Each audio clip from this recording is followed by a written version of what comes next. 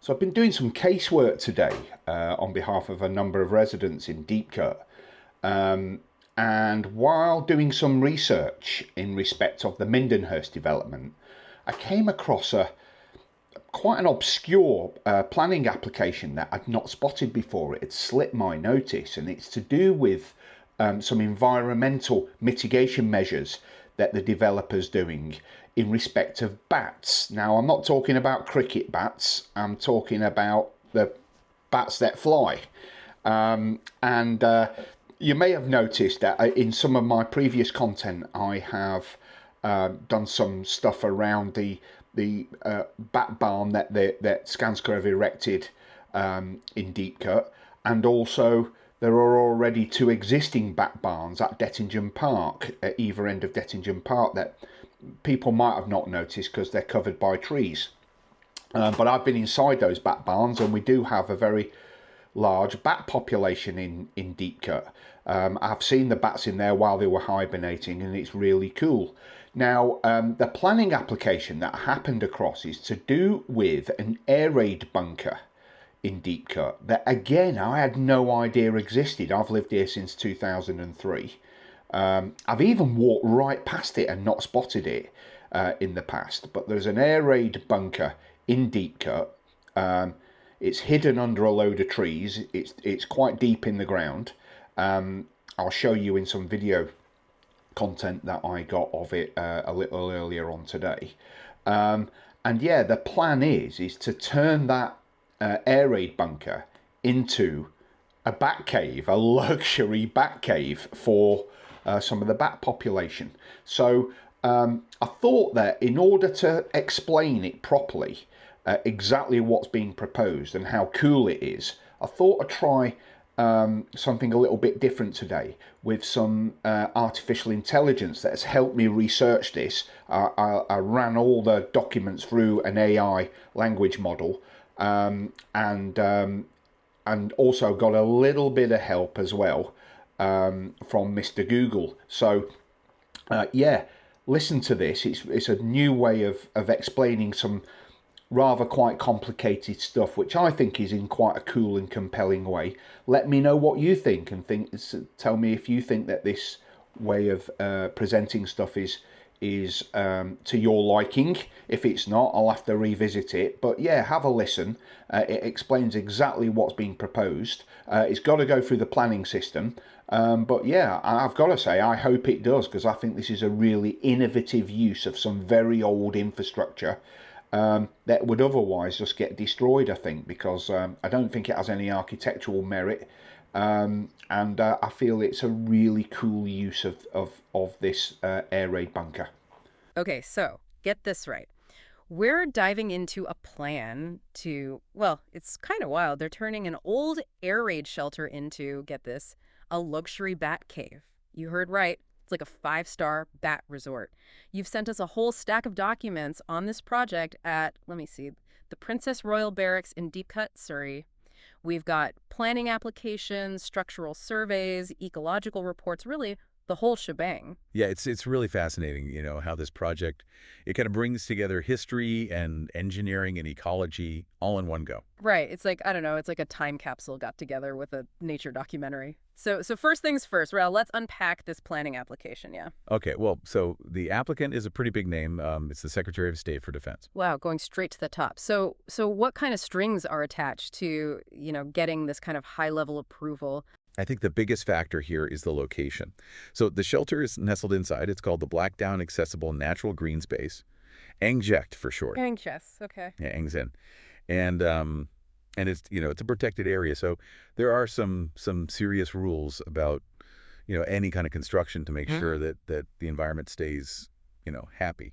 Yeah, that makes sense. And on top of that, they're not just fixing up this shelter; they're turning it into like what is it, a bat hibernaculum, which I'm guessing is just a fancy word for like a bat house, basically. You got it. You got it. And these ecological reports you've shared, they go really deep on how to make this shelter like the perfect bat hangout spot. Yeah, I saw like they were talking about bat bricks and these special roosting panels. They even have like a custom designed door. What is the deal with that? Well, each of these details actually plays a key role in making the shelter really inviting for bats. Those bat bricks, for instance, they're designed with all these little nooks and crannies that bats just, love to snuggle up in. Huh. And that door, think of it like a tiny little bat-sized doggy door. It's got this small gap at the top, lets them come and go as they please Yeah. without disturbing their winter hibernation. Oh, that's clever. Okay. So we've got the green light from the higher ups and a plan for, like a seriously swanky bat pad. But what about the shelter itself? Is it gonna, Mhm. is it gonna hold up its end of the bargain? Yeah, that's where those engineering reports really come in. And the good news is the shelter gets a thumbs up, despite its age. It's structurally sound. Oh, that's a relief. Imagine if it was just like one good breeze away from crumbling. That would really throw a wrench in the whole Bat Haven plan. Oh, absolutely. Luckily, that's not the case here. But, Yeah. like any well-aged building, there are a few touch-ups needed. The engineers, they put out some minor concrete spalling. Concrete spalling. Yeah, basically, some of the concrete is, chipping away a bit. It's Yeah. totally normal for a structure this old, but it needs a little TLC to keep it from, getting worse. Yeah, Yeah. exactly. It's like, giving it a little concrete facelift, right? Mm-hmm. They'll use these specialized repair mortars, which is, kind of like high-tech cement, really, to patch things up and make sure it stays sturdy, for years to come. Smart. And speaking of things that could use a little TLC, what about that tree root damage? I saw that mentioned in the report. Oh, good eye. Good eye. Yeah. Yeah, that's definitely something to keep an eye on. Trees, they can be sneaky. And their roots, those roots can cause some real havoc if they start, like, pushing into the shelter's walls. Yeah. The report, it suggests, keeping a close watch on things and maybe doing some careful tree management, just to keep those roots in check. Yeah, I bet that's kind of a balancing act, though, right? Especially with the whole protecting the bats thing. You're absolutely right. You're absolutely right. Remember, we're talking about a site that's, already home to this whole ecosystem. Yeah. And the ecological reports really emphasize that even if a tree needs to be removed, like for the project, Yeah. it has to be done carefully. Like if bats are found roosting in a tree, boom, that triggers further surveys, mitigation measures, the whole 9 yards. Yeah. Talk about covering all the bases. It really sounds like they're really committed to making this project as, as eco-friendly as possible, which reminds me, you included a contamination survey in this whole mix we've got. What's the story there? I'm hoping we're not dealing with like radioactive bat guano or anything. Thankfully, no radioactive bat guano this time. But you're right to bring up contamination, especially with, former military sites, right? There's always a chance of some hidden surprises lurking in the soil. Okay, so what did this survey uncover? Any need for like hazmat suits? No, Yeah. no, not to worry, not to worry. All clear on the contamination front. They took multiple soil samples around the shelter and they tested them for, the common culprits like petroleum, hydrocarbons, heavy metals, the usual suspects at these former military sites. What did the tests reveal? Good news. The levels they found were well within the safe limits for public open spaces. So that's a big green light for the project. It means the site's safe for both the bats and any humans that might be wandering by. Well, that is a relief. So let me see if I've got this straight, right? We've talked about the planning permission. We talked about the structural stability, the bat-friendly design, and the fact that there's, thankfully no contamination to speak of. Are we missing anything? Well, we've covered a lot of ground, that's for sure, but I think it's worth, kind of zooming out for a second and considering that bigger ecological picture. Yeah.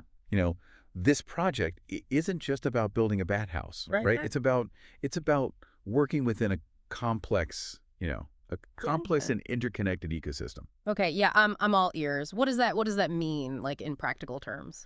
So the documents, they highlight the importance of these regulations, like the conservation of habitats and species regulations. Yeah. It's a mouthful. But basically, these regulations, they're designed to protect wildlife and their habitats. They set these really strict rules about how development can happen in a way that minimizes the impact on the surrounding environment. So it's about making sure that the project isn't accidentally harming the existing ecosystem while it's trying to help the bats. Exactly. Yeah. Exactly. It's about recognizing that everything's, it's all connected. The trees, the bats, the soil, even the insects. And the really encouraging thing is that, this project, it seems like they're really taking that holistic approach to heart. Yeah. I'm really impressed by how much like thought and cares going into this whole thing. It would have been so easy to just see like an old abandoned structure and say, let's tear it down. But this deep dive, I don't know about you, but I feel like it shows how a little creativity and a little careful planning can turn something from the past into something that's, beneficial for the future. Absolutely. Yeah. Absolutely. It's a fantastic example of, finding new purpose in something old, Yeah. breathing life back into a piece of history, really. And speaking of history, Yeah, you're right. We haven't touched much on like the historical side of things. It's easy to get caught up in the bats and the building and everything. But this air raid shelter, I mean, this thing must have some stories to tell, right? oh, absolutely, absolutely. These structures, I mean, they were lifelines during the war, Hmm.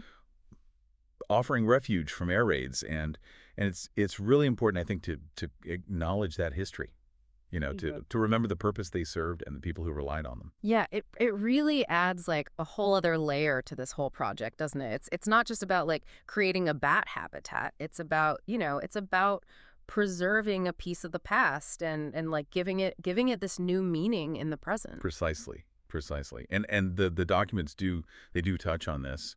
There's talk of potentially, incorporating some kind of historical marker Hmm. or like even interpretive signage near the shelter, just as a way to, share the site's story with visitors. Oh, that would be fantastic. That would like turn the shelter into a real community asset, a place where people can like connect with history and nature all in one spot. Exactly. Exactly. It's about, weaving together all these different threads, the Yes. past, the present, the needs of wildlife and the interests of the community. Yeah. Speaking of the future, I noticed the reports mentioned something about like ongoing maintenance. They're not just building this like bat haven and calling it a day, are they? You're right. You're right. This isn't a set it and forget it kind of project at all. The documents, they actually outline a pretty thorough maintenance plan with, regular checkups for things like corrosion, um, any kind of pesky vegetation that might be, trying to take root. And of course, Yeah. Yeah. those tree roots that we talked about. They'll also be keeping a close eye on those drainage gullies, making sure they stay clear so that water doesn't, start building up. So it's a real like long-term commitment then, huh?